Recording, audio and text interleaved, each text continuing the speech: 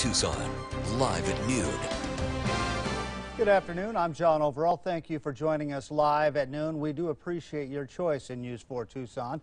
4 days away now, Super Bowl 49. You can see it right here on KVOA.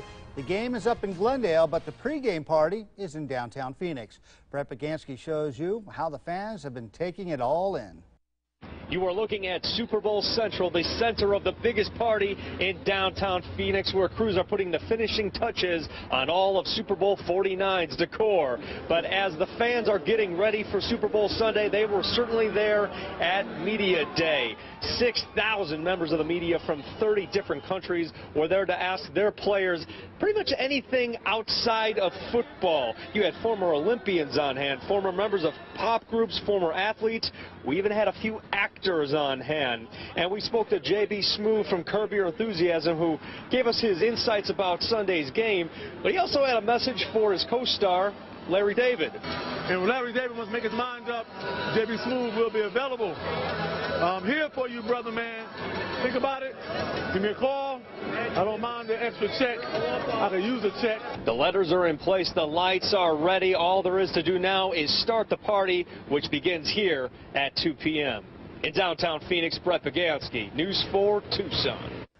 A Navy sailor from Tucson is headed to the Super Bowl after winning a pair of tickets playing bingo on board her ship. The Navy awarded Religious Program Specialist Seaman apprentice Ashley Chwalik 2 Super Bowl tickets for winning the blackout round of a special bingo game Sunday on board the USS John C. Stennis. Ashley graduated from Empire High School back in 2013. Homeland Security Secretary Jay Johnson's in Phoenix surveying security operations for the Super Bowl. Johnson checking out various venues, including University of Phoenix Stadium, where the game will be played on Sunday. Later today, he and several executives from the NFL will hold a news conference discussing how they will ensure the safety of fans, players, and employees.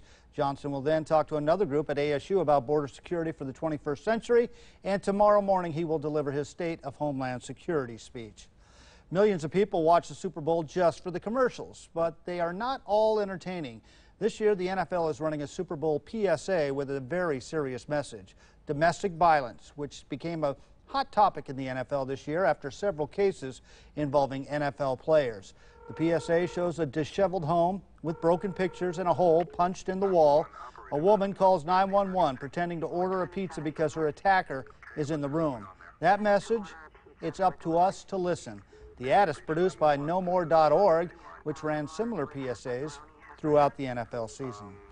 New Englanders are beginning to dig out after yesterday's massive snowstorm. Not going to be easy, and it will be costly.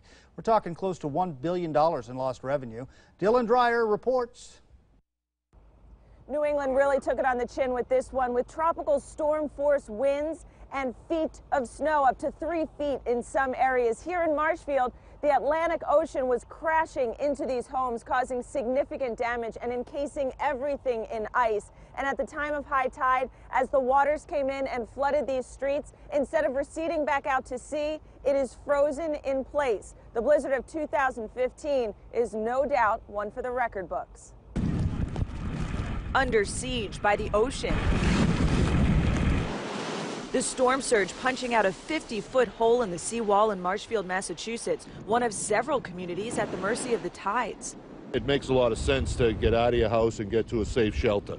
Hard to find shelter on an island, Nantucket battered by winds near 80 miles per hour. Virtually everything we've had has failed, including, as of right now, our 911 is not working. People across New England are calling this blizzard wicked, and not in a good way.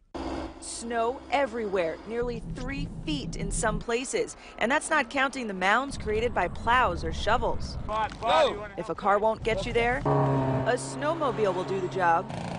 The storm that slammed New England also pummeled eastern Long Island. But the main punch of this storm only glanced New York City and northern New Jersey. It could have been worse. I mean, we got off so easy. A city shut down, businesses and public transportation closed. Add in the cost of snow removal, one expert estimated $1 billion in losses across the Northeast. Now, yesterday, just about everything everywhere was shut down around here. But in true hardy New England fashion, earlier this morning we saw a Dunkin' Donuts truck making a delivery. And around here, that's always a good sign. In Marshfield, Massachusetts, Dylan Dreyer, NBC News. Big storm in the Northeast, winding